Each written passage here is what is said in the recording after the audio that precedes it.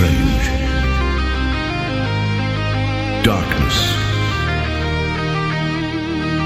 Radio. Look in front of you. Look behind you. Did you see it cross the horizon? It came to find you. Strange darkness. Radio.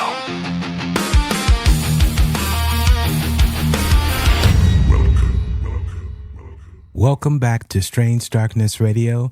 And on today's show, we have something very special in multiple layers.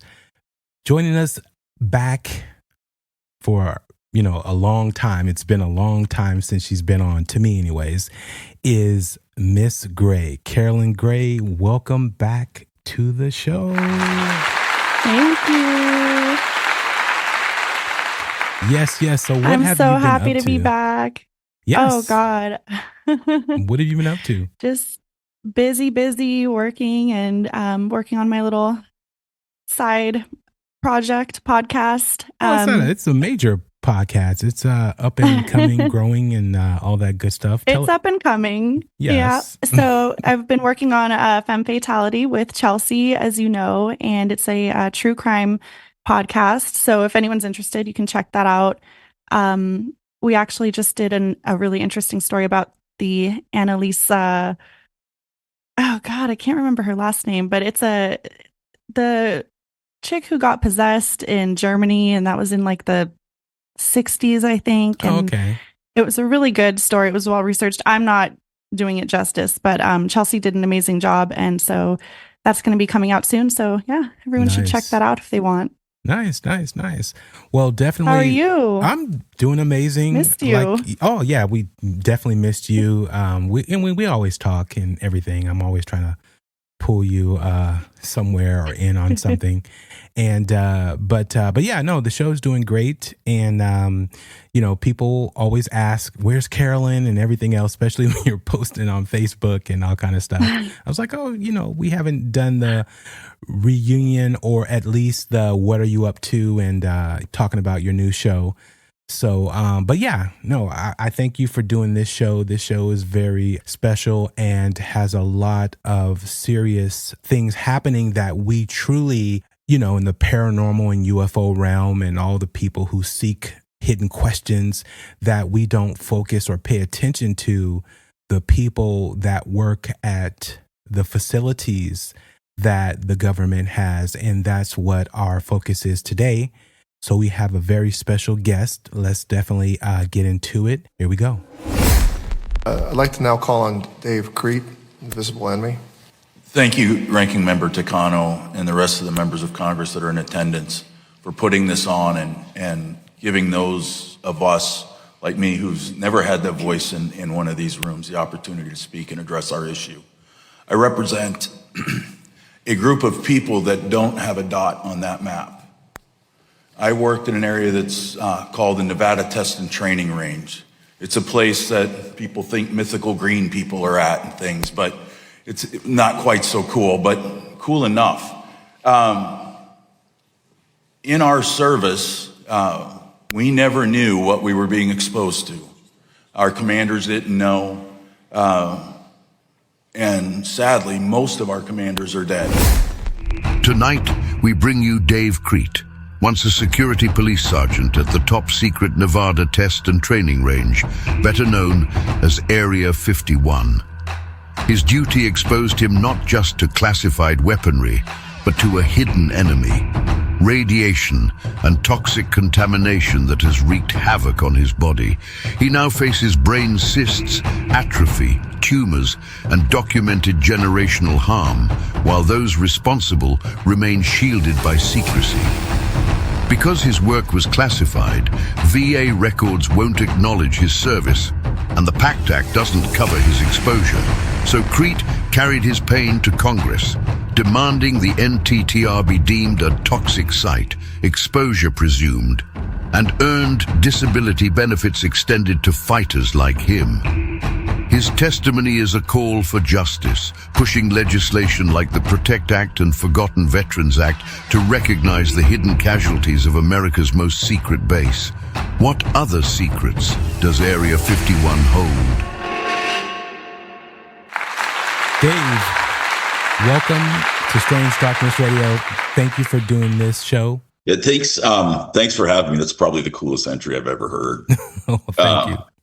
But no, thank you for having me and allowing me to share the story of the group of folks that I worked with. This has really been the greatest media for us in order to share our message with people, because my first job is really to educate people, because people don't know about us. You know, we joke we're all hidden in plain sight, and the government still tries to do a good job in making that continue. Yeah. But the truth is that's coming to an end, whether they like it or not. It's kind of one of those things, enough's enough. And I think the advent of things like Facebook and the internet and whatnot have caused them problems they weren't hoping for. For those who may not know your story, can you please let them know your background and everything? So I served in the Air Force from 1983 to 1989. In December of 1983, I signed into Nellis Air Force Base to a unit that's called 4461st Support Group Security Police.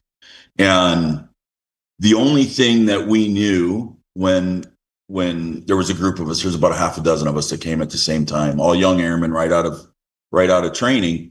The only thing that we knew, that we were told, is we were going to live in Vegas for 4 years. And anything beyond that, they couldn't tell us till we got our security clearances. That security clearance process, we started in probably September. And about the 1st of February, they finally came through, and we got to get told what we were going to do and where we were going and the whole deal. So about the 1st of February, I went to work for the first time. And I went up to an area that's called Nevada Test and Training Range. It's an area roughly the size, slightly larger than the state of Maryland. Wow. So it's a huge place. Wow. And we hear people refer to Area 51 or all these various nicknames that people use when they're talking about where we worked.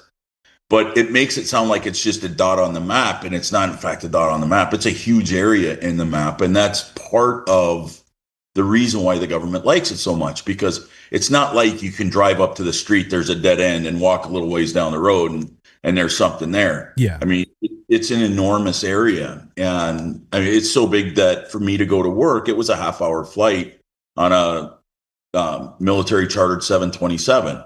So, I mean, it really wasn't around the corner.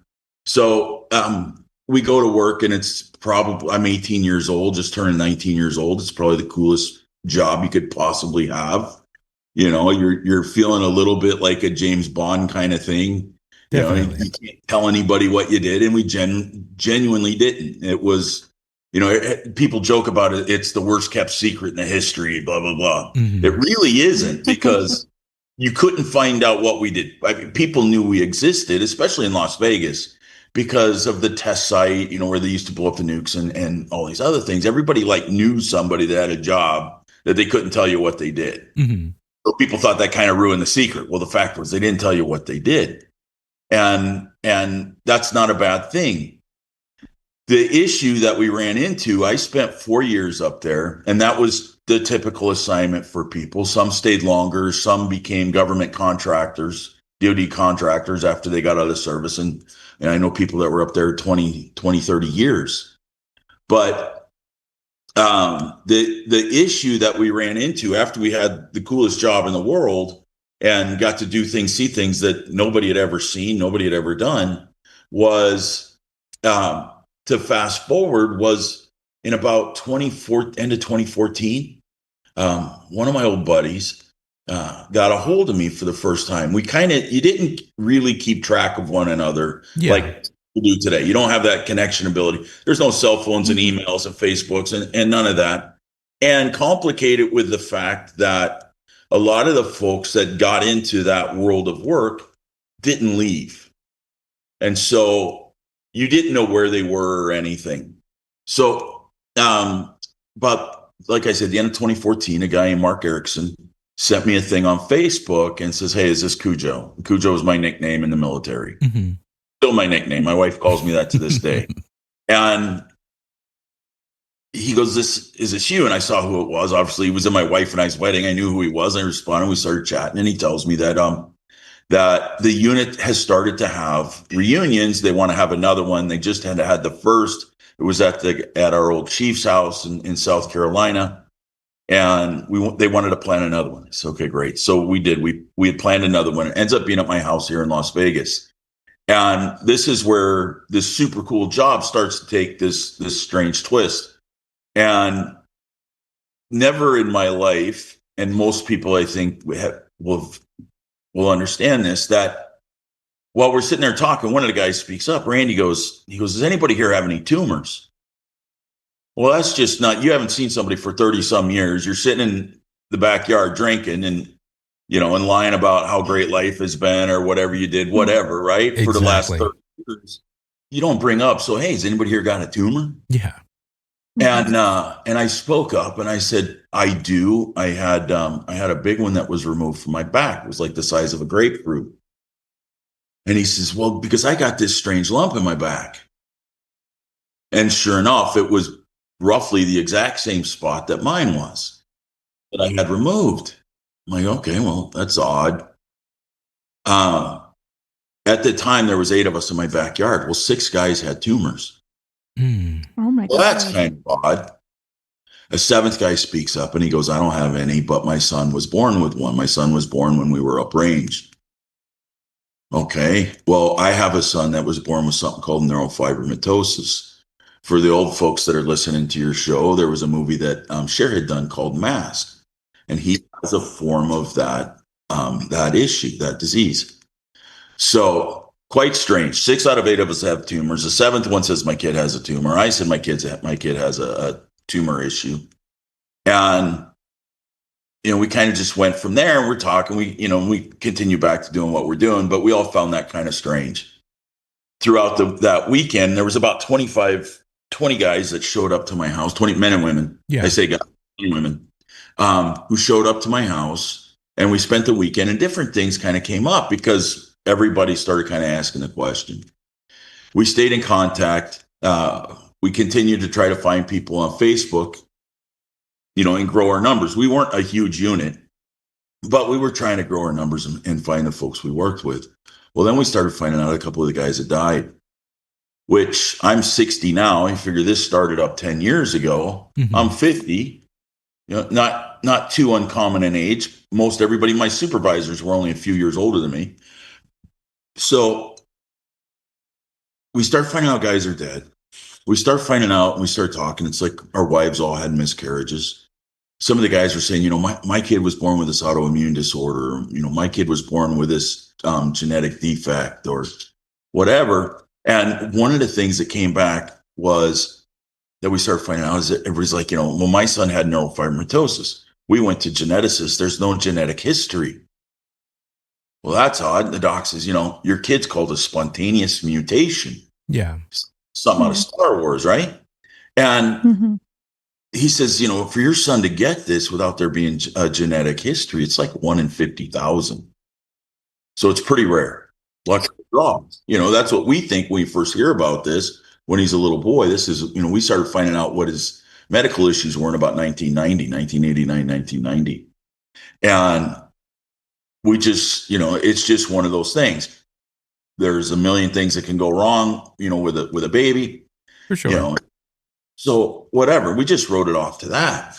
But then as I start talking to people over the next couple of years, I find other people saying, yeah, my kid has this thing. It's this really odd disease. It's called neurofibromatosis. And, it's a genetic thing. We have no genetic history. And I'm like, all right, so it's 1 in 50,000. And now I found 3-4 people that have kids, same thing, who worked in the same general area. They all worked on NTTR. And so we continue to research. One of the things as I started to research this back in like 2015 was the fact that these tumors that we have, these lipomas, have a rate of occurrence. And one of the things I'm very specific about is, one, I try to remain extremely accurate on everything that I say. Yeah. And I like to use the government's data to back up what I say. Kind of makes it irrefutable on their part. Well, the NIH, National Institute of Health, says that these tumors have a rate of occurrence of 1 per 1,000 to 2.3 per 1,000 people. We're sitting in the backyard. 75% of us had these tumors. That math, when I got out of the Air Force, I went to college and I got a couple degrees in business. And my emphasis, the things I liked, was stats and economics. Mm-hmm. Well, those courses tell me that if you have a 1/10 of a 1% chance of getting something, the likelihood a small group with 75% of them having it, it's not very likely. Yeah. So that's what we started finding out. We started finding the rate of occurrence, how often all of us have something, is super high. It got to the point that it seemed like everybody had something. And if they didn't have anything, they just didn't know yet. Yeah. And some people are okay. And then this was a few years ago. I'll jump forward a little bit, but I had a conversation with a physicist who studied these type of things. And I'll get into what those are, but the type of things that we were exposed to. And I said, here's a list of everything that I know of that's unclassified, of different toxins and radiation. Take a look at this. And this is a question that I have. What's the likelihood somebody be exposed to this and end up coming down with some type of a condition that it would impact their health? About a week later, he comes back to me and he says, let me answer your question like this. He goes, first off, there's nowhere else in the world anybody could be exposed to this cocktail. Yeah. Number two, for somebody to leave there and not have it impact their health is 1 in a million. Because you don't get out of there without it causing some problems. Well, that was like the complete opposite answer of what I was looking for. Yeah. I mean, you just don't expect this guy to come back. And he's basically, there's no chance in hell you leave there without a problem. So, I gathered all this stuff up. And what I found was is that there is like 6 different types of radioactive isotopes that are active out there on the range from all the testing and, uranium, depleted uranium, plutonium, I can't even say it right. It's like americium, beryllium, all this different stuff. And then at any military base you go to, there's things you're going to be exposed to: hydrazine, benzene, halon, different things like that, different chemicals that you use, the jet fuels, the jet exhaust. Yeah. There's all kinds of stuff. Any base. You go to Nellis Air Force Base here in Vegas, you can go out there and find some toxic stuff. So we had that up there, and then we had this other stuff. And then here's the piss me off. This is when you get into the government needs to do something about this.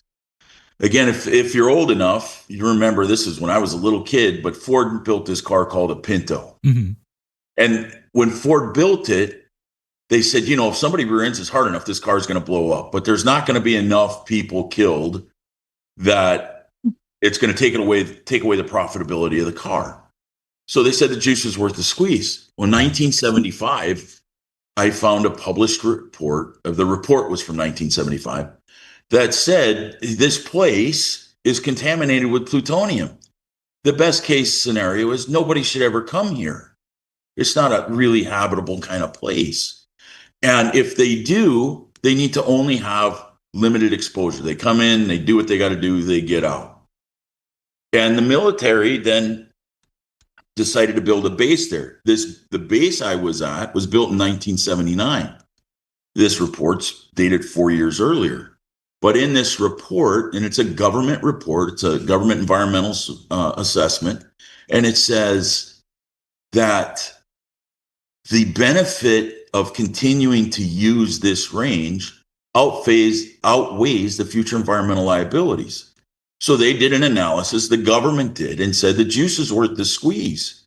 It's worth sending people out there and using this place because the benefit to national security is greater than whatever the cost is going to be down the road. Yeah. Which Can is I unfortunate. ask why is it worth the squeeze? What is the benefit of having their, using that location versus going somewhere else? Do you think it was almost like they were kind of doing an experiment with you guys, or is it I don't isolated? think it was an experiment, and that's a pretty common question, and I really don't think it was that. I think I look at everything the government does, and it always seems to boil down to money. They have this area. They've already spent money out there. They've already jacked it up. And it's the most desolate place in the United States. It's the most least populated place that there is. And like I say, this is this huge area. And there's these locations out there that nobody can get to. You know, if you go back a couple of years, there was a thing called Storm Area 51. Yeah. Right. They were going to hold a concert, and all these millennials and stuff. They were gonna race out there and go. They were just going to overwhelm them. You know, and those of us that were cops that used to work out on the range was like, man, we would buy tickets for this. Lawn chair cooler, we're going to watch because this shit's going down. Sorry. Yeah. And they're not getting there, right? I mean, you're not getting there. Yeah. That's You why have to walk in the desert for days to get there. Well, and basically. not only that, long before you ever get there, the folks are going to know. Yeah. You know, they think that and they're going to stop you. out there in that desert to figure out you're there. No, they know when a coyote's walking. Yeah. So, you know, you're looking at a place that people don't get to, that it's pretty inhospitable. I mean, it is, it's high desert. It gets super cold in the winter. It gets really hot in the summer. It's very, very arid. You know, I mean, there's three things I joke about that are out there. There's people, there's horses, there's tumbleweeds. There's nothing else. Yeah. And so it was convenient. And that's basically what it boils down to. It was convenient. They knew that nobody, a civilian population, could never live out there. So we're just going to do what we do. And through all of this process, I've learned other things that the government's done in the past that you're like, they genuinely didn't give a crap. Yeah. What they were going to learn was better. So being that you're in the military, correct? And I'm at Travis Air Force Base a lot, especially the hospital and what I do. And the doctors that you're utilizing, especially when you're in the military, they're military doctors, correct? You're using the Air Force Base. Okay, so, and they never said, hey, there's a problem here. We just saw Dave Crete. Let me talk to my supervisors. Let me talk to the base commander. Like, hey, you guys have something going on here, because these elements and things that's happening to this particular individual, they're not normal and it's not natural. So you guys need to look into this. That never happened? No, and there's actually a really good reason why. What has been learned is, so what we were exposed to as far as radiation goes, it was long-term low-dose ionizing radiation exposure. That's technically what it's called. The reality of that is that most of the issues, the average time for those issues to manifest after this type of exposure is 20 to 30 years. Oh, wow. So that's why, like, I had that tumor removed from my back sometime around 2005. I'm not thinking it's because of what I did in 1985. Yeah. I'm really not drawing a connection to that. And when you go see the surgeon says, you know, some people just get these. Okay, so I just got it. That's fine. You know, you don't, you know, it's like, why did somebody get, you know, some cancer? Well, we know people get cancer. Yeah. So it didn't, you really didn't connect the dots until you had gotten together with the other veterans and you guys started telling your stories and sharing notes and comparing notes, basically. And that's exactly it. You know, and we were small. You know, when I was uprange, my flight, like my shift, when I was a cop on duty, there was like 11, 12 other guys, men and women, that were on duty. It's not like if you went out to, you know, again, to Nellis, if you went to Travis, there's tons of cops on that base. Yeah. And as soon as you cross in through the gate, you're going to see them. They're going to be all over the flight line. They're going to be everywhere. We were so desolate that we're a full-size base, if you will. I mean, we have a full-size runway and everything, but we're so far out in the middle of anywhere, and we know if something was coming, that we just weren't a big unit. There wasn't a lot of people up there. Furthermore, you don't want to have a ton of people up there because your security risk of divulging what goes on out there, selling secrets to the Russians or whatever, goes way up. Yeah. So they Mhm. really limited access, and they limited the number of people, the government limited the number of people that were up there, which is fine. The other thing that we find out going through this is, yeah, there was the military, there was us that was up there. But the military did the military jobs, right? The military were the pilots, they were the mechanics, they were the cops, they were the firemen, they were the people who had to deal with whatever asset it was you were working on. So the buildings and the roads and the motor pool and the chow hall and everything else was run by civilians under Department of Energy contracts, not Department of Defense. Also, again, keeps the footprint of the Department of Defense much smaller. Oh. So then I find out that in 2000, well, actually let's go back a little bit further, like 1990, there's a downwinders bill that was passed. It's called RECA, Radiation Exposure Compensation Act. Mm. So RECA was for the downwinders. And this will give you an idea of what our exposure was compared to everybody else's.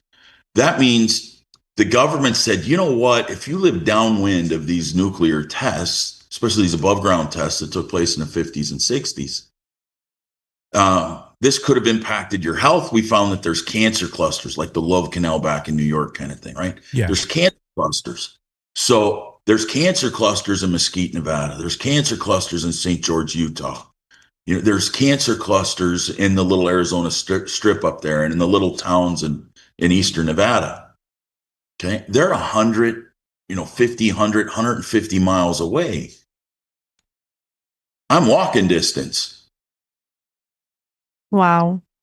Okay. And no exaggeration. Yeah, that's incredible.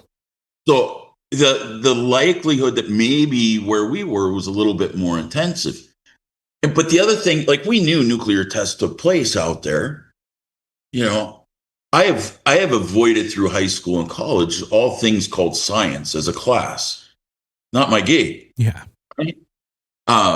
So I didn't think anything of it. These above ground tests, which were, all terrible, took place 20, 30 years before we got there. What could be left? Little kicker. Plutonium-239 is what's in 90% of the nuclear weapons. Mm. It has a half-life of 24,110 years. Wow.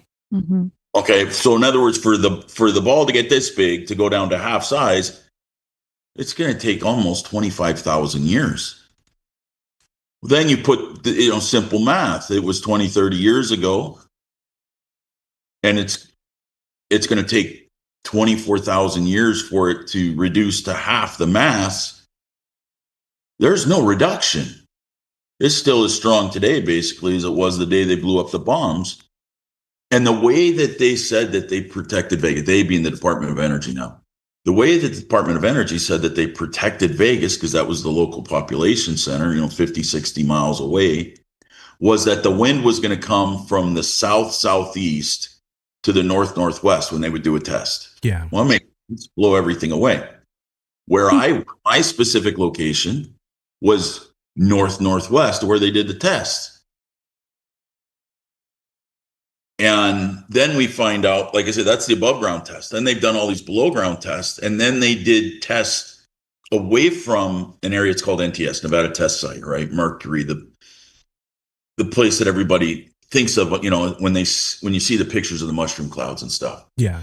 So we're downwind from where they're doing the tests. So all this stuff was blown away. It takes 24,000 years for it to go away. And then back to this 1975 study, it says, oh, by the way, here's what we figured out. The air, the soil, and the groundwater, it's all contaminated. So let's build a base. Just to put it into perspective for the audience, and Bobby, you probably know more about this than me, but I read in your notes that, this area has higher levels of radiation than Chernobyl. Yeah. Yeah. That's like much higher. So Chernobyl that's crazy. had one incident. Right. Just south of us, there was 100 of those incidents. Right. So In my specific valley, and this is, of course, the government, always honest, right? In their counting, they say there was 928 tests that took place out there. Yeah. Let's qualify how they define a test. Yeah. The test that they did in my valley, they said they had no nuclear yield. You can look it up. It's called roller coaster, right? It was a roller coaster series of tests. So it was done by treaty between the US and England. That what they tested was not doing a live detonation of a nuclear bomb, but a conventional detonation, often referred to as a dirty bomb. They wanted to see if they put plutonium in a conventional warhead, a nice big bomb, how much of an area would they contaminate? Now, I'm telling you, I could walk to these locations, right? And they said after they did these series of tests, which were not nuclear tests, that they contaminated 1,150 square miles with plutonium. That's incredible. And then to put people out working in these locations, let alone Every day. yeah, every day. I mean, that's incredible. But that also goes to the whole military thing about treating things literally and figuratively, because they do tell you, you are our property until you're not. Which is crazy. And that's why I was truly saying about when you go into the military base and you go to the VA and you're getting help and they see all these clusters of, okay, why is it that, because again, property, right? You're doing an assessment like, why is this happening with these particular soldiers? And you may not realize it because you don't know that they're calculating all the people who come from these particular sites that have been exposed to irradiation and all these different chemicals, that they're actually calculating this, just like you were talking about the car company. They're actually calculating this behind closed doors and looking at this, and they're still letting it go. They're still not caring. And they're like, what can we do? you know what I mean? Like, we're not shutting this base down, at the end of the day. And for them not to give you guys everything you need, let alone once you're made aware of it, just like when they're made aware of all these things, then they're like, okay, we're going to do something about it, just like the act with the people living downwind, let alone, I'm not sure if they're doing anything for the people they're flying in and out who no longer work there and just working at regular jobs and they're not even VA or military assets to even claim VA status. Well, see, that was the last thing I was going to say was, so you had RECA, right? The Radiation Exposure Act. They took care of the downwinders. Yeah. It said the Department of Energy under contract took care of everything else that the military didn't have to do. Mm-hmm. In 2000, Bill Clinton signed an act called it's EEOICPA. They call it EOIPA, right? Energy Employees Occupational Illness Protection Act, Prevention Act, something. Anyways, it's a bill that they passed that says, hey, if you worked out in this area for the Department of Energy or a Department of Energy contractor, and you're suffering from something, and here's a whole list of illnesses that we're going to include as something, we're going to give you free lifetime medical, and we're going to give you a check for anywhere from $150,000 to $400,000 to compensate you for being out there. So it's literally this simple. In the most simplistic way, the guy that cooked my cheeseburger received up to $400,000 in lifetime medical. Me, the guy that ate the cheeseburger, can't get jack. That is incredible. That's man. Why? And I understand it's the secrecy, like as far as the government wants anyone to know, you were never there. But I mean, they're giving civilians who worked near the base these medical benefits, but they won't give them to the veterans who worked there. I don't understand what Dave was talking about are these were people working in the facilities that when he took a break, but doing civilian jobs, right? Yeah, for sure. Yeah.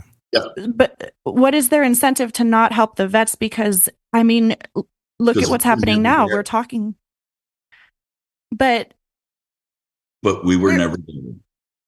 And then they would have, and this is what I've been accused of. I've had communications. There's been somebody who's been tasked with communicating with me over certain things. Okay.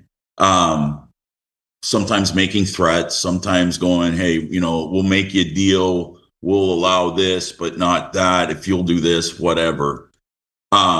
And I'm like, I'm just going to tell the truth. I mean, if there's certain, I have an NDA. My NDA never expires. It goes with me to the grave. Everybody who worked out there, our NDA goes to the grave. Yeah. And nobody's interested in violating that. I mean, they tell you that it's 10 years in jail and it's $10,000 and all this other crap. Nobody's going to do it. Yeah. We did our job with honor, and we're not changing. We're telling the government, though, it's BS that you can just hide us in plain sight because we signed an NDA. What their fear is what happens when the world understands how toxic this place is. How is the government going to explain that people go to work in the exact same buildings I worked in, on the same flight line I worked at? Yeah. How are they going to justify that? Because I left 38 years ago. And I'm the first one to come out like this and have any success in getting a message out there, because I've been, and I credit some of that to success, is that the elephant in the room always is about the UFOs, right? That's the greatest disinformation campaign that the government has ever done. And so many people buy off on it. Mm-hmm. And I'm not going to ever say that these things don't exist. Yeah. But I can tell you where they're not. Mm-hmm. But I think the likelihood of those things existing somewhere, mathematically, you'd have to look at it and say it's almost impossible that they don't. Exactly. But that is breaking news, people. Just for the record, what Dave just said, they are not at this location. It's the greatest thing. I mean, for those of us that worked out there, and we all, if you really talk to somebody that worked out there, they're going to tell you the same thing. We can't tell you whether or not they exist. Yeah. But we know where they're not. Yeah. Right. So it's a big distraction. Huge. I mean, huge. It was the thing when I went up there, because my base, people in Vegas know that there's locations out there. And so there was a new influx of people to Vegas when this new location was getting going. Everybody in Vegas says, well, where do you work? I'm at Nellis. And if they push it, I work out in the desert. You're at the place that they're building to keep Hangar 17, You're going to be the ones guarding the... Dude, if I went up to work and I saw E.T., I'm 18 years old. Yeah. I can keep some object a secret. I don't think E.T. is going to be kept secret by a bunch of 18, 20 kids. Yeah, that's true. Yeah. No. I mean, we'd all want to see that. But it was a great distraction. It is a great distraction. And it kept people focused on something other than what was real. And the government to this day, they're pissed. I'm going to tell you straight out, they're not exactly excited about what I did. Yeah. The government being the DOD. And Congress, and I don't blame them. I've got to work with them. I don't even blame the military leadership today so much, because they got handed this bag of goodies that now they got to figure out what to do when the decisions to do all this stuff happened 50 and 75 years ago. Yeah. And so now we're going through Congress. When I go talk to members of Congress, Republican, Democrat, on all these various committees and things, when I tell them the story, they're as shocked as the guy next door if I told him the story. Definitely. It makes no sense because it's like, okay, why are we denying our military forces and people treatment? Like what, by giving you treatment, you're not acknowledging anything. You're just getting treatment. We wouldn't be having this conversation right now. Exactly. You guys wouldn't be out here having to advocate for yourselves. We thought that when we started this, we truly believed that I'd get that phone call that says, shut up, sit down, we'll get this handled. Exactly. Because that's the goal. Yeah. I told one time, I'm not looking for a press release for people to say, oh my God, you work there. Yeah. I could give two craps about that.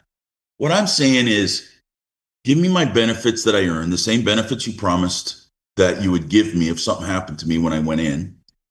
Take care of my family members that have illnesses as a result of my duty. That's it. Yes. And the funny thing about it is they should be trying to do this fast and quick, because most people would say, no, you did this to my family without my knowledge. I want to be compensated. And this is what I'm going to do to make sure, my family receives tens of millions of dollars or so on and so forth, right? You guys are advocating for health treatment, for medical treatment. Like, that is crazy. Yeah. And if we, like in the intro was a list of some of the issues and stuff that I deal with. When you get your VA rating, it comes with a percentage.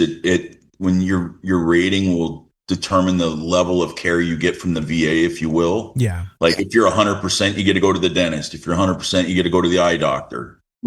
Things like that. I'm 60%. And the only reason I'm 60% is after I left the range, I blew my knee on an exercise up range. I tore my MCL meniscus. Yeah. So I ended up getting a desk job in what used to be joked about for us up range was the real Air Force, right? A normal Air Force member of the Air Force, treated like a normal member, known about like a normal member. Well, I started having lung problems, so I'd go to the hospital because I was getting bronchitis and pneumonia and stuff, which was because of my time up range, but I didn't figure, you get pneumonia, people get pneumonia. So I got compensated for that, but the other stuff, like brain atrophy, all right, means left side of my brain shrinking.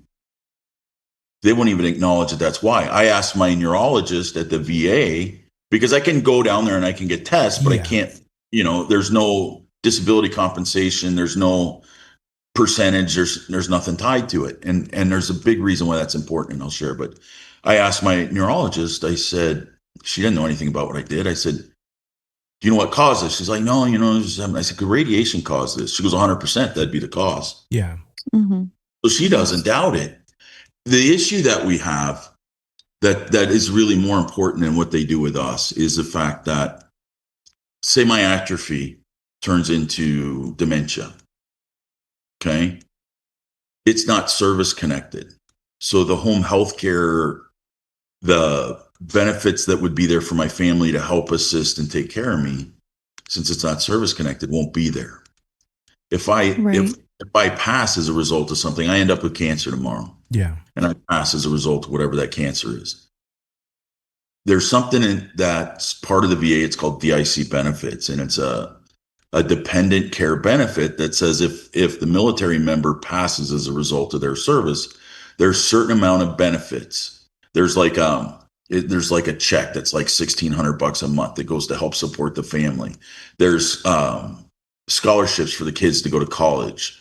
There's different services that a spouse, a surviving spouse, family members would be eligible for. Those benefits are important.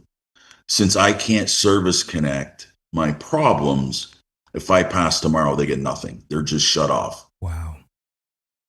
And that's garbage.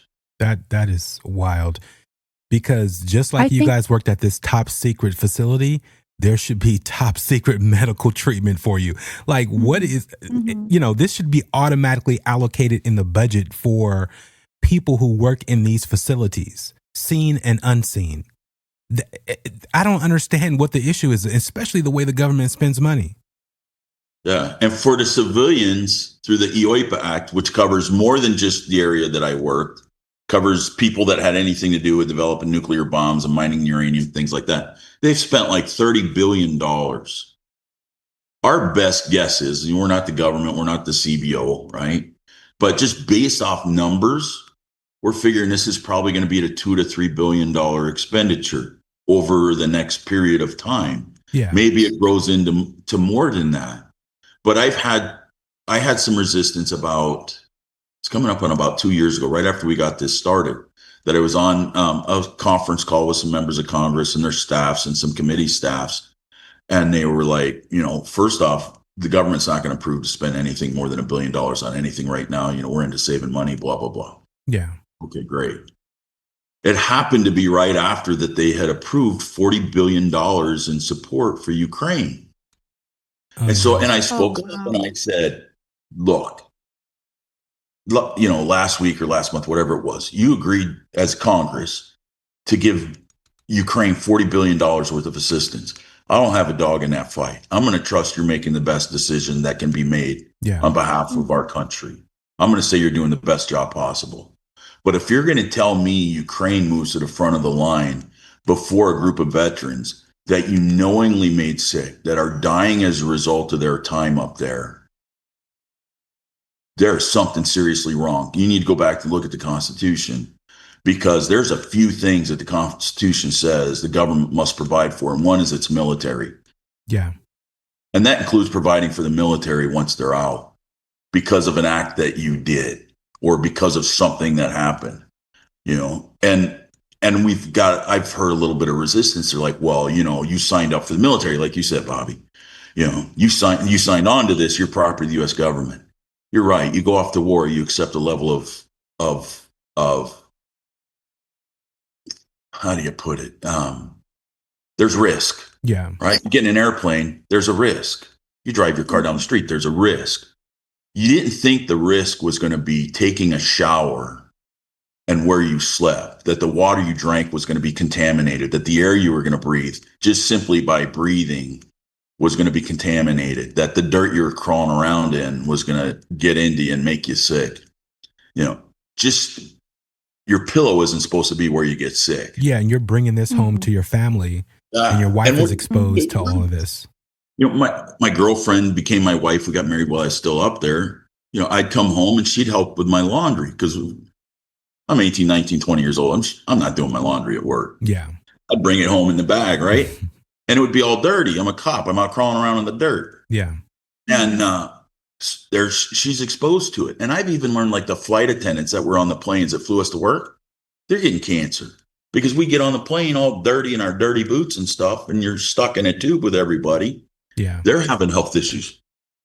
So our ask has been all along. And now we've had, like you said, about like compensation. There's a lot of guys that want compensation, and I'm not going to argue we don't deserve it. Oh, definitely. And I've had members of Congress now say, you guys deserve that. We gave that to the Department of Energy. We gave it to your cook at the chow hall. Mm-hmm. You should be able to get it too. But the first thing we have to do, and we're getting very, very close, is NTTR is a contaminated area. They need to admit it's a contaminated area. And they need to, when the process is this, when I go to the VA and I say, I have this issue, and I think it's because of that exposure, the VA then calls for anyone. They call the DOD and say, hey, Bobby Washington was stationed at ABC base, and he says that he was exposed to this. Can you confirm duty, location, and exposure? Yeah. DOD goes, yep, Bobby was there. Yep, that stuff's there. Exposure's confirmed. That's the first step for us is there, we were exposed. Our issues are presumptive. Very important language for us because it says, yes, we're going to say A cause B. Mm-hmm. And they don't have to do studies about this because the Department of Energy already came out in their bill that took care of their They employees. already know. What it does. Yeah. Mm-hmm. So we don't But even if they confirm for one person, they then have to confirm for everybody, right? It's not just your group. It's everyone who came after you. It's everyone who's working there now. I mean, they're going to be liable for the rest of as long as the bases are open out there, right? But it's a two-way street. It's what you guys signed up for.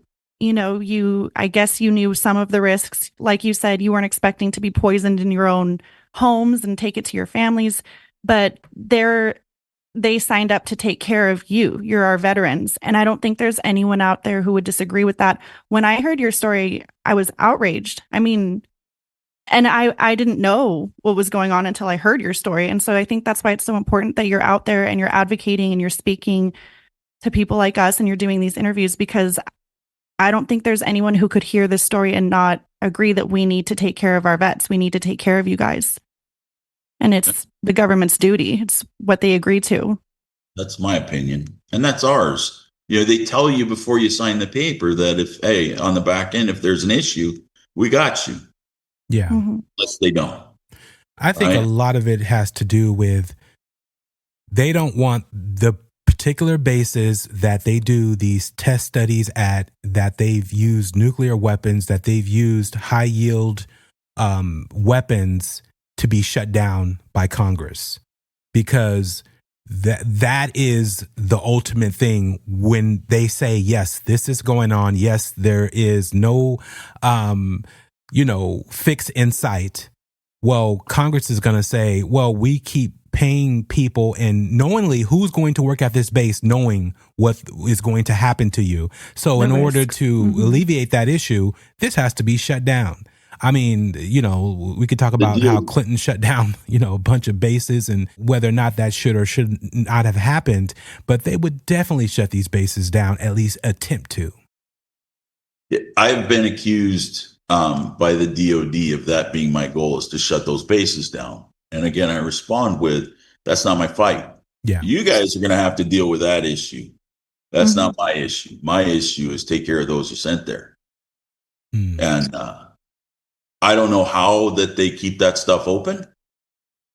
I don't know how that they can remediate. I've read reports where it says that there's so much toxicity out there, it can never be remediated. Yeah.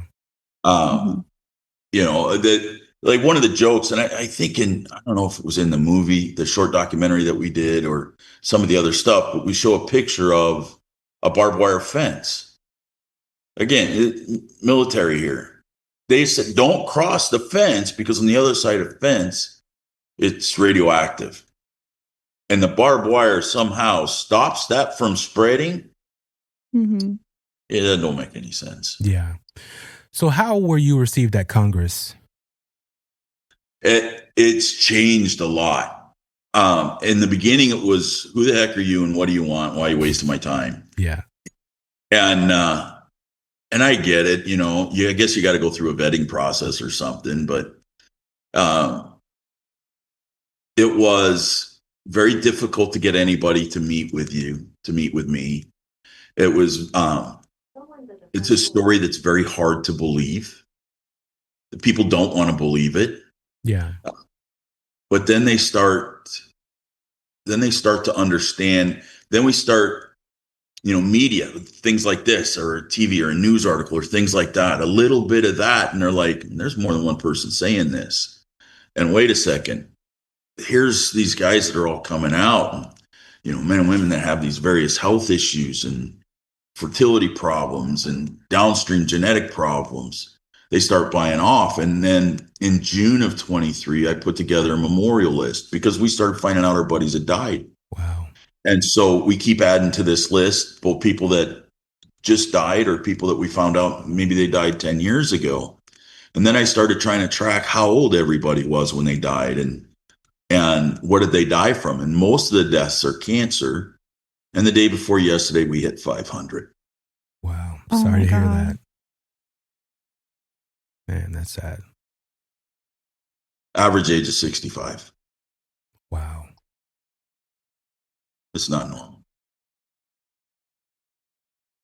So what law is being, you guys are trying to have, made to help with your situation and all the soldiers that are coming, after you because they're still working at these bases and locations? So we've actually had some really great advocates in Congress. And full disclosure on me, one of the reasons why I took this on wasn't just because I've had issues. When I got out of the service in 89, and a couple of years later, 92, I started getting involved in politics. I started getting involved in Republican politics, doing partisan type stuff, trying to help candidates get elected. And I got involved in some things and got some bills passed in state legislature down in Arizona. And I learned how this process works. I learned how politics works, the good, the bad, the ugly.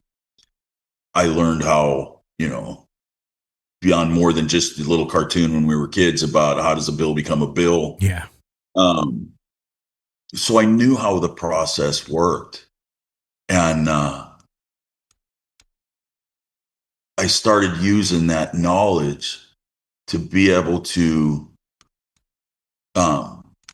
do something about this. And so the first thing that I did was a very good friend of mine is a very well-known attorney here in Vegas and in Nevada. And I went to her and I said, I'm a Republican.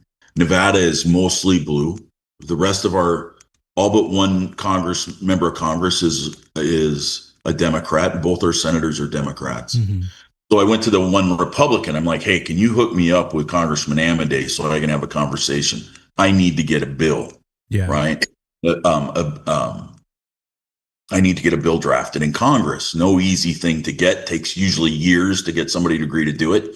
My first conversation with Amadei in 45 minutes, he says, what do you need? I said, I need a BDR, bill draft request. I need to get a bill drawn up by legislative council so that we can do something about this. He says, you got it. That takes years. And I got it in 45 minutes. Wow. So that was our first huge win. And then as it started going through, it took forever to get the bill actually drafted. We went from April of 83 to April of 23 to September of 24 before we actually got a bill introduced. And so a year ago almost, we got our first bill introduced.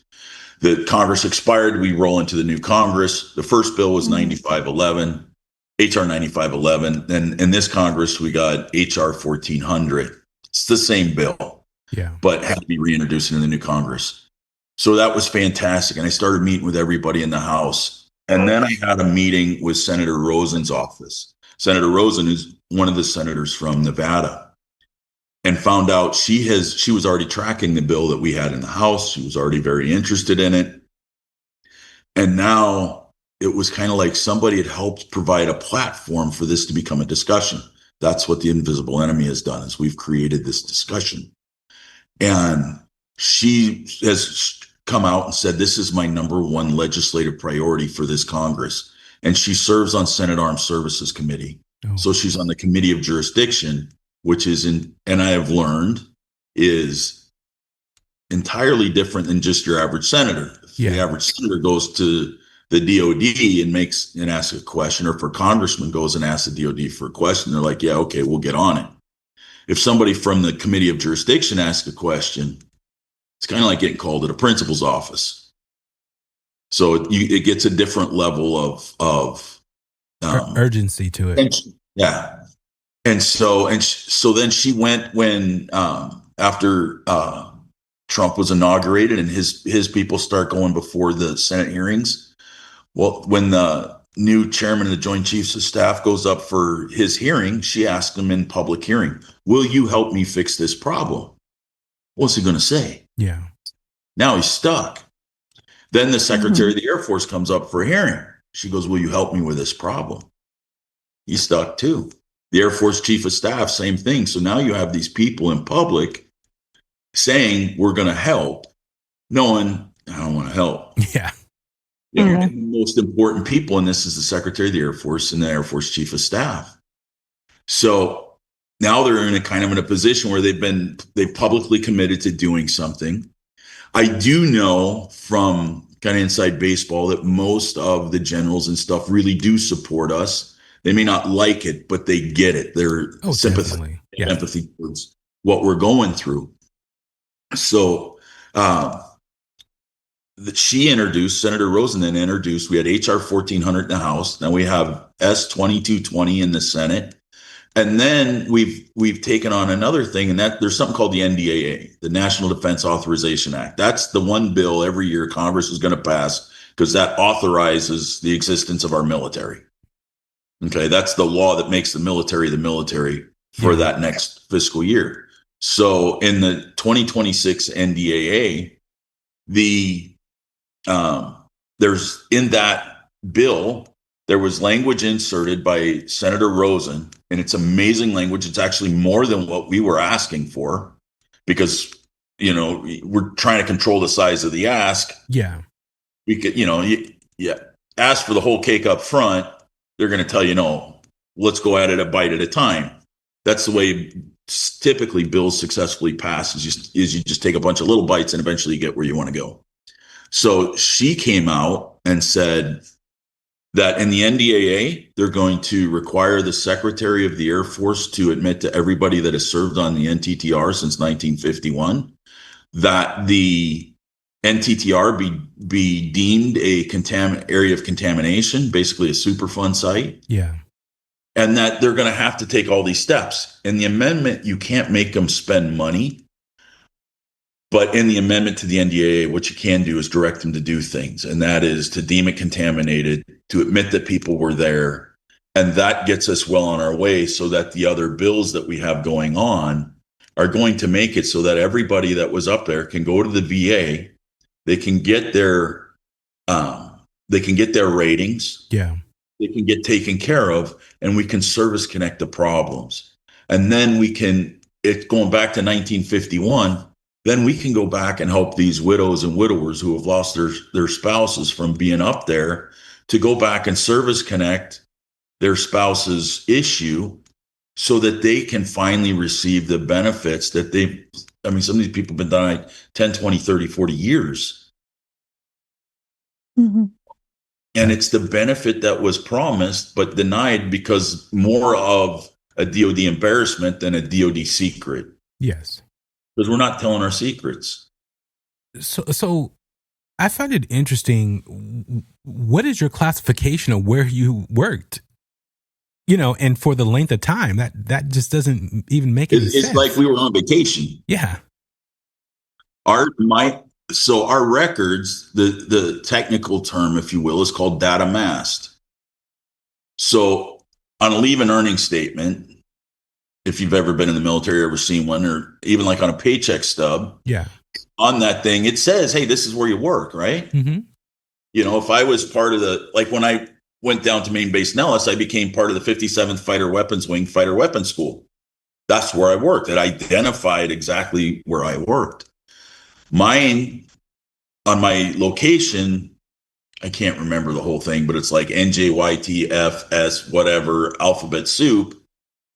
That is a code for something that means nothing to anybody to ever read it, and the codes are classified. So we're data masked. In other words, I spent 4 years in Vegas gambling on the strip or something. That's incredible. Doesn't say where we worked, doesn't say what unit we were in, doesn't say anything.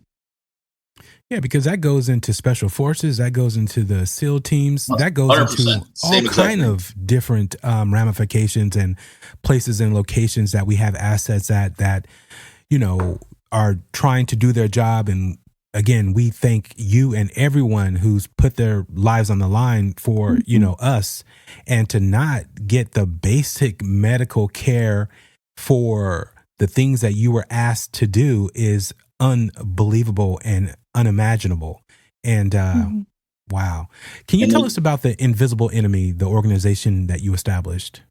So when I started doing all this research, I started to look at this going, my opinion, I think this is a big deal. Right? My wife and I talk about it. I think this is a big deal. I started telling a couple of my buddies a little bit about the research I was doing. And I'm like, I think this is a big deal. So the process that took place was this. In the fall of 2021, our chief died, right? Where the first reunion was held. Yeah. He died. He had cancer a couple of times and ended up with a brain tumor, and he died from this brain tumor. There's a brain tumor that's pretty common for us. It's called a glioblastoma. And if you get one of those, you're like 3 to 6 months. Wow. And oh my God. So he got the brain tumor. He died. His daughter then held his memorial in the spring of 2022. We go to that, and there's about 25 of us that flew in from around the country who lived out in South Carolina. So we all fly in, and while I'm there, I said, a couple of you guys know a little bit. I've been doing some research about why we all have these various issues. Why did the chief have cancer? And I said, here's what I can tell you. All the answers suck. I'm not ready to give you everything because I want to make sure I'm 100%. We all fear the conspiracy stuff because as soon as it comes up, oh, you're at Area 51 or you were this place, you were that place, it's conspiracy stuff. We can't have that. We got to be 100%. I said, so as soon as I get this down, then this is what we're going to do. And I'll let you all know. Then in the fall of 2022, we have another reunion. It's at my house again in Vegas. And I have about 40 people in town for it this time. And while we're there, I say, guys, I'm starting to put together a PowerPoint presentation. When it's done, I'll let everybody know. And listen to it. Believe me, don't believe me. Y'all owe it to yourselves at least to listen to what I have to say. I've been working on this now for years and years. Right after that, I got sick with bronchitis. I get bronchitis twice a year. It'll last anywhere from a couple of weeks to severe cases a couple of months. Yeah. So I got sick the week after Veterans Day, so mid-November, and I'm sick until mid-January. And it was probably the worst case of bronchitis I'd ever had. And so I don't do anything. I get better. I put together a PowerPoint, and then February of 23, I told the cops that were uprange, we have a private Facebook page, and I just posted on there, guys, I've been telling you, I've been working on this. I'm ready. Here's going to be a Zoom link on this date. I put it like 2 weeks out. I'm going to do a presentation. Plan on an hour and a half, because it's like a 60 slide PowerPoint. Yeah. So I do it. Everybody's floored. I said, well, I'm going to do this again. Tell the other guys, maybe if you guys believe in what I'm saying, tell the other guys, let's do another one, and let's try to get some more guys on here. So we do it again. It's another 25, 30 people. Well, then we decide to take it out to other people on other pages of folks that we know that worked out where we worked on the NTTR. So we do that, and the numbers start to grow, and I'm like, what do you guys think? And everybody's like, this is insane. The story's insane. We believe you because we're sitting here experiencing the same things. And now we know all of our buddies are experiencing the same things. Yeah. So at that point, I told my wife, I said, this is really becoming a big deal. We need to put something together. And so that's what we did. We put together the invisible enemy. I got some of my buddies on a board. We filed with the IRS. I had a friend of mine who's a retired CPA put together all the paperwork. We did it the right way. We went into the IRS. We said, we're going to put together an advocacy group, 501c3, advocate for veterans and veterans benefits. We got approved. We had our paperwork back from the IRS in 35 days, which was shocking. And we did a press release. The invisible enemy is here. We exist. We spent a couple $1,000s on the press release. I have a public relations, marketing, branding firm here in Vegas that works for us pro bono. Nice. More work than anybody could possibly imagine. And they have a wordsmith on there, and they wrote this very well worded press release about the invisible enemy. That first press release got 54 million clicks. Amazing. Wow. That's mind blowing, right? And we paid a service to send it out. It's called Cision. So they sent it everywhere, thousands of press outlets. The next morning I get up, my phone's blowing up at like 4:00 in the morning, and it's on Google and Yahoo and AOL and everywhere you can imagine. And every military publication now has picked it up. It's on newspapers all over the place. And people would click into that because they were literally just running the press release. We wrote the story for them. And so they're clicking on this, well over 50 million clicks, 54 million clicks. So then we start getting the phone calls, and that's when then we took it to Congress. We're like, look, and it's been this ride ever since. And it's like, it grows exponentially, where, in the beginning, it was like, there was this huge surge, and then it was kind of quiet. It's like, okay, we all got it, but we kept pushing it and getting more and more people to pick it up. And now the invisible enemy is in about every state. We have members in about every state. We're almost in every congressional district now that we have somebody who served up there. I mean, Alaska and Maine and, everywhere in the middle. And then we have a private page, and then we started a public page to start to educate. And we're getting more and more people on that. And now we do a newsletter, and I'm traveling all the time. I'm going to a VA conference next week in Tampa. Then in a couple of weeks, I'm probably going back to DC. And I go, if somebody wants me to come, I've gone to Columbus, Ohio to a church, or not Columbus, Ohio, which is the one that's up, maybe it's Columbus, I don't know, up on the Great Lakes in Ohio. Okay. Anyways, there was some huge church there that wanted to show our short documentary and have me speak about it. So I'm on an airplane, I'm flying out there, because I never know who the next person is I'm going to get to talk to and what they can do to help us share our message, and that's what we've done is we've gone into Congress. We've we meet with everybody that we can. We tell everybody that we can. We ask everybody to share a message. Some guy, you know, Bobby Washington says, "Hey, would you be on our podcast?" Yeah. And I'm in, you know. And I appreciated you when you asked, you know, and scheduling with me and getting all that done. And Yeah. I'll do anything to tell people our story because the story is truly horrible. Yeah. Tell them about the documentary. So we did. I'm clearly not the millennial, but I have an addiction called I can sit on Facebook and go to Reels and keep watching all these videos forever and ever. And my daughter, who's 25, she does hair. She's a rock star. Has built her business around her social media. Yeah. And she's like, "Dad, you got to do videos. You got to do videos." I'm not that guy. I got the face for radio, right? So she kept pushing me on this stuff. And then I said, you know, I watch all these stupid shorts. I'll watch, you know, about anything. We should do a short. And my board of directors is all my age. And when I told them, they're like, "You're stupid. Oh, we're going to go raise some money and pay for this. What's it going to cost?" And I said, somewhere between $16,000 and $20,000 is about the best deal that I found for a professionally Hollywood produced, you know, so on their part, it was the animation, rent the cameras and travel and all that kind of stuff. So we created this short documentary. And then I've traveled all over with that, going to film festivals. And then we won the Santa Fe Film Festival. And we just, another last week that I couldn't go to, we were in the final. We were nominated for an award there. And so we've received special recognition and things like that from others. A lot of these film festivals are in Hollywood, and I'm not picking on anybody, and I'm not saying anything, but it's typically a more liberal crowd than a bunch of guys, right? Yeah. Mm-hmm. So it's been really weird because there aren't military type documentaries at these. You know, they're much more, you know, sometimes it might be a dark subject matter like ours, but it's not quite so heavy, staunchy kind of whatever. Yeah. And it's been super well received. You know, and I sit there and I'm not there to be a Republican or a Democrat or conservative or liberal. I'm there to share our story. Exactly. And this story affects everybody the same way. When the first time I testified at a House Veterans Affairs Roundtable, half the members of Congress that were in front of me were crying. Yeah. You know, when they heard the story.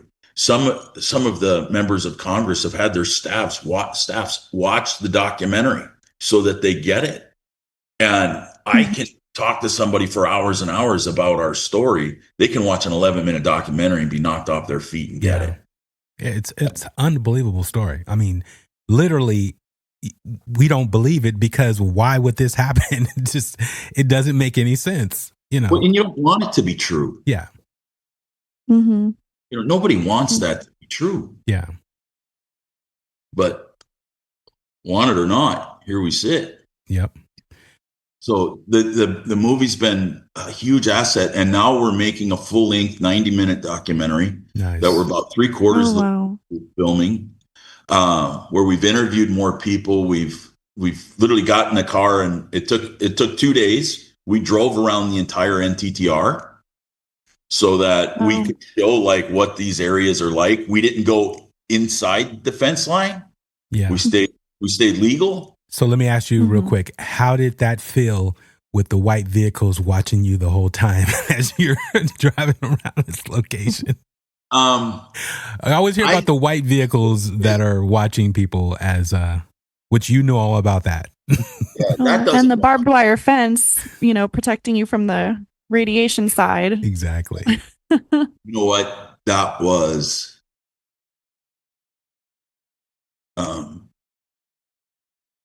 there was one moment where I saw something, and it was really hard. Yeah. It's still really hard because there was that moment in time where you knew exactly where you were. Mm-hmm. You knew what you were there for, and you know what's happened. And it was really, really tough. Yeah, I can imagine. Because as you're even out there and the people that, if you're able to see them, if they made themselves visible, you're like, you are where I was and you might be where I am now. Yeah. Telling your story. My wife was with me, so she got to see something. Mm. Sorry. Oh, It no, was no. That's what it's about. It was really tough. Yeah. So how's your health now? I'm fine. It's kind of a relative statement Yeah. that I have. Obviously, we talked about I have left brain atrophy. I have a brain cyst that puts pressure in the back of my brain. I have vestibular issues, which is a really big word for saying I lose my balance and I've fallen. I fell once trying to step over my dog, and I now have a plate, some pins, and screws on my foot because I busted it up. I was on a scooter for 7 months. Yeah. My lung function is 67%, normal lung function. I have something called Parkinson'sism, a condition that's Parkinson's related. I don't have Parkinson's. I don't have the brain lesions and stuff, Yeah. but I get the shakes. So sometimes carrying a cup of coffee is pretty entertaining. But we work through that because I'm not missing my coffee. Yeah. There's all kinds of stuff. Yeah. You know, I got tumors. Like, it's hard to see on camera, but there's a little lump right here. There's another one up here. Yeah. They're all, I've got them in my arms, my legs, my body, my torso. So has your medical treatment status changed as far as that 60%? No, it has not. No, it was 10% for a long time when my lungs deteriorated more. After COVID, I went to 60%, but it's really about getting all this stuff service connected because, if the average age of the guys dying is 65, we had somebody that died at 81. Yeah. World commanders, which is great. And I know people that are still alive in their 70s. And last week I found out about somebody who died that was 45. So, my OJT supervisor when I was uprange died at 33 from a massive heart attack, who was extremely healthy guy. They can't figure out why. Yeah. And it's not an unusual thing to have happen for us. The brain tumor is not an unusual thing. Not everybody gets one, but you hear these things more frequently than I hear from anybody else I've ever talked to. Yeah. Far more common. So, we just deal with it. I look at it this way. I don't dwell on it too much. Number one, I can't control what happens. Yep. And number two, a lot of my buddies, a lot of the guys I know are far worse off than I am. You've seen the movie. You saw the one guy with a feeding tube. He was a DOD contractor up there. He hasn't been able to eat food in 4 years. Wow. Doesn't have a tongue. He doesn't have teeth.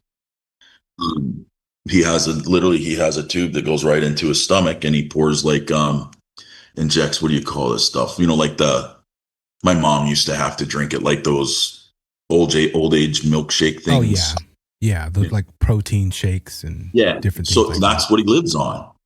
Wow. And he's the most cheerful, optimistic guy you'd ever meet because he's like, "Hey, man, I'm up." Yeah. And if people watch the movie, you'll see him, and it'll break your heart. Yeah. And his name's Robert. And I call him up, and I check on him. And it's hard to talk to him. He's hard to understand because he has no teeth. He has no tongue. He's had cancer now 6 times. He just had some skin cancers removed. He's had bone cancer, throat cancer, cancer in his mouth, all kinds of stuff. And, if he's damn glad to be here, it's kind of tough to bitch. Yeah. Yeah. Well, you're definitely being the voice that's needed for him and others like him that aren't even here any longer and the ones to come. So, if, I don't know if you soldiers out there will hear this that actually work on these particular installations, but hey, be the voice of reason because, at some point this can be you and it probably will be, and you need to go get checked because, and that's another thing the government doesn't truly want to happen because, if these soldiers and military personnel that work on these bases start actually asking their doctors questions, somebody's going to have some answers for them. Yeah. And, the other thing about this advocacy that's happened is some of the guys that didn't know they had health problems, they thought they were fine. Yeah. First off, veterans aren't really good at asking for help. Mhm. Secondly, most of the people that served out there are men. Men aren't smart enough to ask for help. Exactly. We like to hold out. We're better, stronger, smarter. And so it's made some of the guys go to the doctors, and some of them found out that they've had some pretty significant issues that they've been able to start treating before they got really bad. Mm. And so some, it's actually, guys have been able to get some things, fixed. A buddy of mine over in Hawaii, he was a cop up range, went up after I did. Then he went to Hawaii, became a retired cop from Hawaii. He's got great benefits, so he's able to go to his civilian doctor. Yeah. Say, hey, my buddy told me about this stuff. I want to really get checked out. And I found out he had a couple of serious conditions. One of them, had they not found it, it would have killed him. Wow. So it's, it's done some good. It's already done good. To close out this interview, Dave, do you have anything else that you want the public to know besides how our listeners of Strange Darkness Radio can support your the invisible enemy and just spreading the awareness of this situation and bring it, shed more light on it to the public? So the first thing always is we have a website, www.theinvisiblenemy.org. Make sure you spell it out right. So people forget there's an E at the end of invisible and an E at the beginning of enemy, and sometimes it doesn't work. Well, put in 2 E's right there. You'll get it. But theinvisiblenemy.org, there's a little button that says donate, because traveling to Congress is not cheap. That's one of the most expensive cities you can spend a weekend at a time. Yeah. So we need that. I mean, I joke a little bit, but we genuinely do need that. We also need people the week after Labor Day. The Senate is going to be voting, the full Senate will be voting on the NDAA, which has the language that's going to say that place out there is contaminated, and it directs the Secretary of the Air Force to identify all those that were there. Mm. Call your senator from your state. Don't call the other state ones because they don't care about you. They don't want to talk to you. Call your state senators and say, support that. There's 2 sections in there in the NDAA that somebody could look up, and it's specifically about us. And it's 1165 and 1166. This is a huge, huge document, but sections 1165 and 1166 are what's important. They need to tell their senators to support that language. We have to make sure that's in there. And next big step is that we have a Facebook page. It's the Invisible Enemy Advocates. And we have a little green hazy logo. It's like a skull with like a green haze coming out of it, kind of thing. It's pretty dark, kind of funny. Yeah. One of the guys designed it. So when they see that, they're at the right spot. The movie, if they go to our website, that's on there. Some of the interviews, some of my testimony is on there. We try to link up, if I get the link for your podcast, it's going to go up there. And we push all that stuff out so people can listen. And it's amazing because they listen to these things and people do get educated on it, and they do get supportive. But right now it's about raising money and getting our stuff, this first step through the Senate, and then we'll get it through the House. But senators need to hear from everybody. Definitely. Carolyn, any last questions for Dave? Yeah, I just want to thank you so much for your service, and thank you so much for coming on the show, and thank you so much for advocating and doing the work that you're doing, because I think it's really important. And we're going to do our best to help you guys. We'll make, a post, and we'll remind our audience to call their senators week before Labor Day. We can even put a link to your Invisible Enemy website so they can donate, and just try to keep spreading the awareness and educating as much as we can. But thank you so much, all of you. Yeah, it was my honor to be on here. I appreciate it. It's because of folks like you that we've been able to have the success we're having.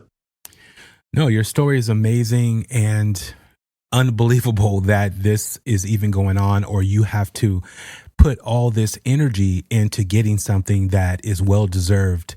Mm-hmm. And again, I thank you for your service.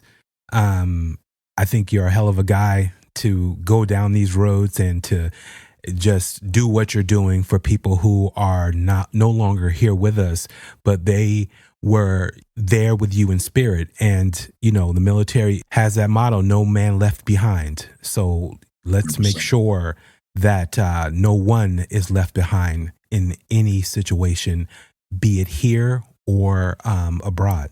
So yeah, thank you, Dave, very much. Thanks, Carolyn. Thanks, Bobby. You're very welcome. Thank you. Great one. Thanks again for listening to Strange Darkness Radio. I'm your host, Bobby Washington, along with Carolyn Grey, and we will talk soon. Strange Darkness Radio.